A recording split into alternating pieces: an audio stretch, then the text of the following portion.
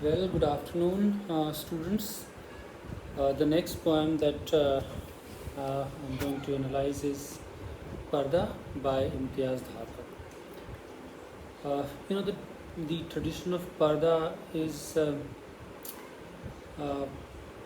quite prevalent, not only in our country, but in many countries in the world, right?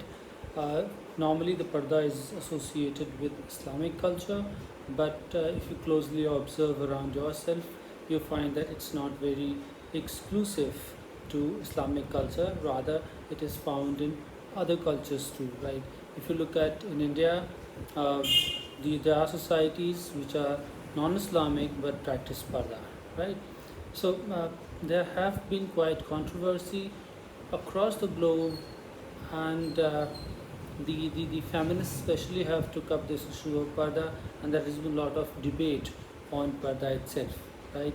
Uh, of late, I have read an article where the Parda uh, you know, much to the consent of the feminist has been defended, especially by Islamic scholars and the practice of Islamic Islamic feminists who have said that Parda is not a kind of repressive reality as it has been presented by many. Rather, it has become a kind of cultural identity for Islamic women, right? And of late, you might have observed that many women have resorted to Parda instead of rejecting it, right? So, there has been a lot of debate of whether to accept Parda or not to accept Parda, right? I'm not being judgmental about whether women should use Parda or should not use Parda. It is completely, I must say that it must completely be left on the choice of women whether they want to uh, wear Parda or they don't want to wear Parda as such, right? Right. So, but if yes, if you're going to look at Imtiaz Dharkar's experiential and observational poem Purdah I, where she has presented her own perspective of Purdah, right? Her perspective becomes more important because Imtiaz Dharkar was born as a Muslim, practiced Muslim throughout her life, married to a Hindu guy, had studied in Britain, right? So she had quite universal perspective and had been to various cultures, right? Western, Islamic, um, Hindu, and so many. So her perspective on Parda uh, uh, becomes more important, right? So let's look at how Imtiaz Dharkar looks at Parda as such, right? So her poem begins like, one day they said she was old enough to learn some shame, right? One day, right? And it's the life of a woman, especially a girl, right? Here, in this case, the case of the poem, the girl is a Muslim woman, right? So, what happens like one day, and this one day is the day of puberty, right? So, the day a girl uh, you know girl brings about puberty or reaches to the age of puberty, right? People around herself have started you know making her feel that she is different now, right? She's changing, right? And that's why they have said that she should learn, she should she's old enough to learn some shame, right? So one thing you must know is that achieving puberty or becoming a sexual woman or sexual being is attached with certain kind of shame, right? So this is uh, the time that a woman, I mean a girl, if you look at the experiences of any girl around yourself, you must know that the puberty is a time when people make you feel ashamed of yourself, your body, right? Of simply because you are becoming a sexual being, right? So it's not only in the Islamic culture, but in many cultures across the world, the the moment you you achieve this moment of sexual being, uh, you are made to feel ashamed. Sexual being is made to feel ashamed, right? And that is, she found it quite, it came quite naturally. She found that shame has come on her way very naturally, and this must have may have come from the social conditioning that she might have seen people around herself, grown up people who could have accepted parda, uh, who could have been feeling ashamed of their bodies, sexual bodies, right? And that's why she might have accepted it quite naturally, right? Parda is a kind of safety, right? So, one point that you need to notice is that shame is the, the force behind, or people have used shame as a kind of a tool in order to tame women, right? And Sparda is very much inspired by this idea of shame, right? You must be ashamed of your body, and that's why you must cover your body, right? So they have presented before her that parda is a kind of safety, right? Your shame can be hidden, uh, and that's why they have represented parda as a kind of safety. The body finds a place to hide, right? So one perspective is that parda acts as a safety, right, where the body hides itself, right, hides itself from all kind of shame, right? On the other side, parda is also what she says, the cloth fans out against the skin, right? It's very close to skin, much like the earth that falls on coffins after they put dead men in. So another perspective that she finds is that the body that is covered by parda is compared with the body of a dead man, right?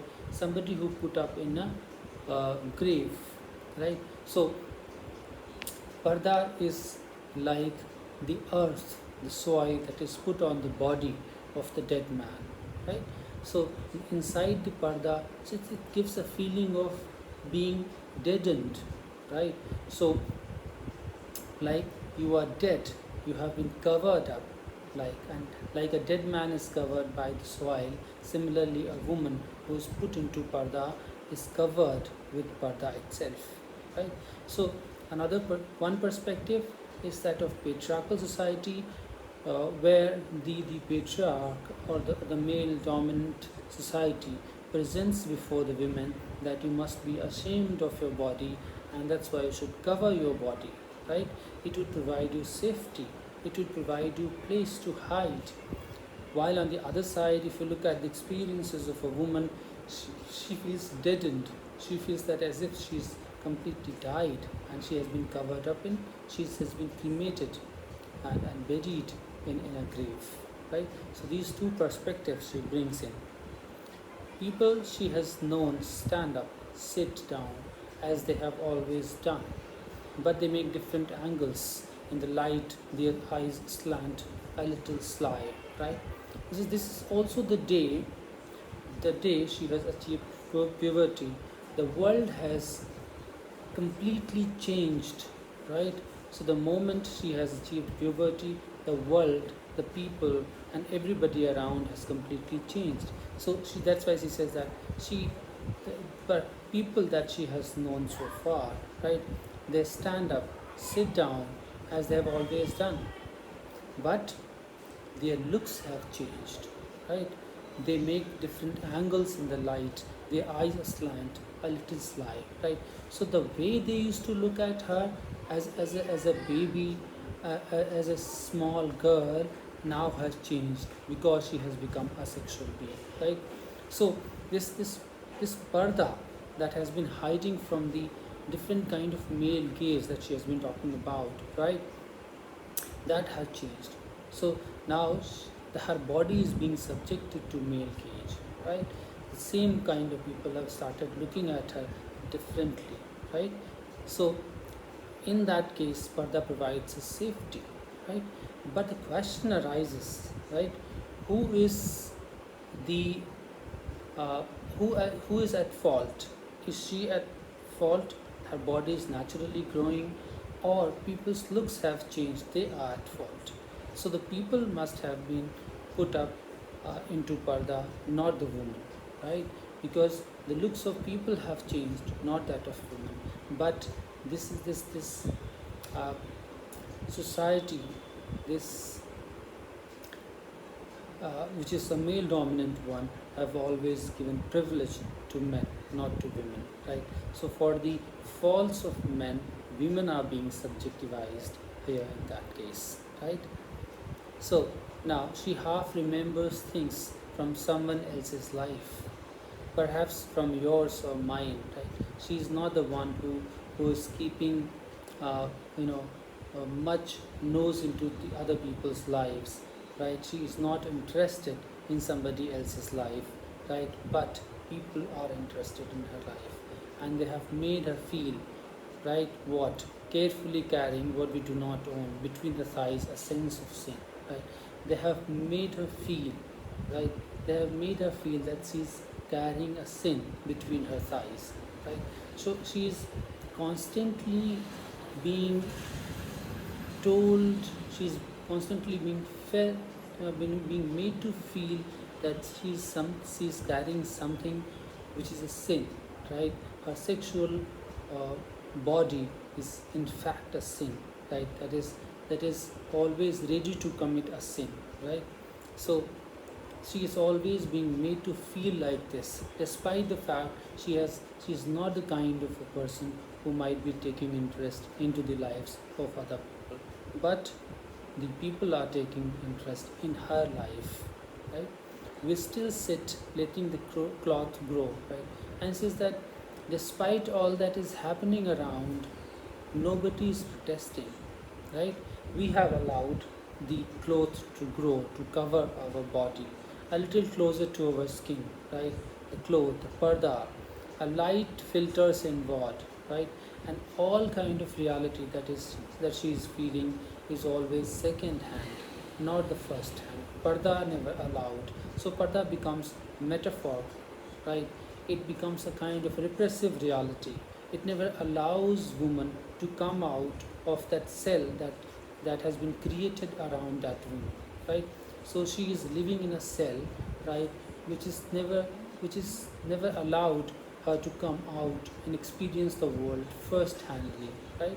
Rather, she has always, experienced the world as a kind of the second hand experience. So the light filters inward through her body's walls, right? She has in fact created her body's a wall around herself, but there's some kind of calmness around.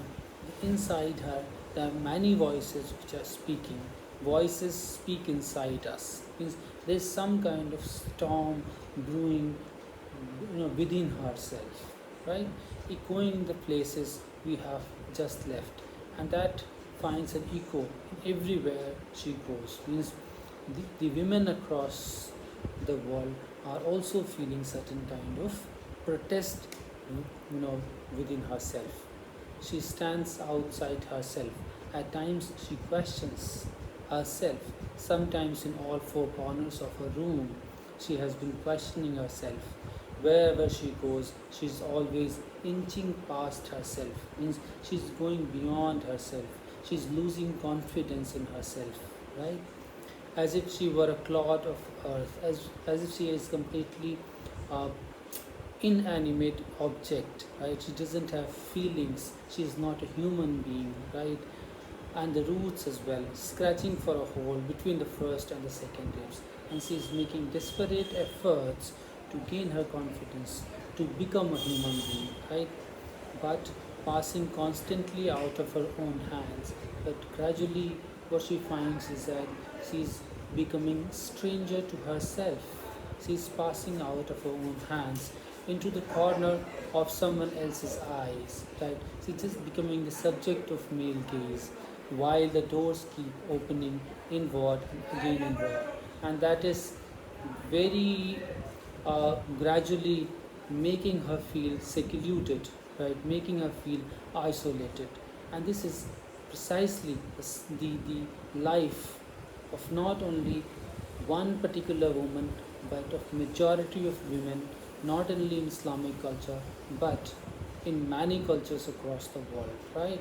So Parda has become, as per Imtiaz Dharkar, a very repressive, marginalized reality for a woman, right, which is never coming out.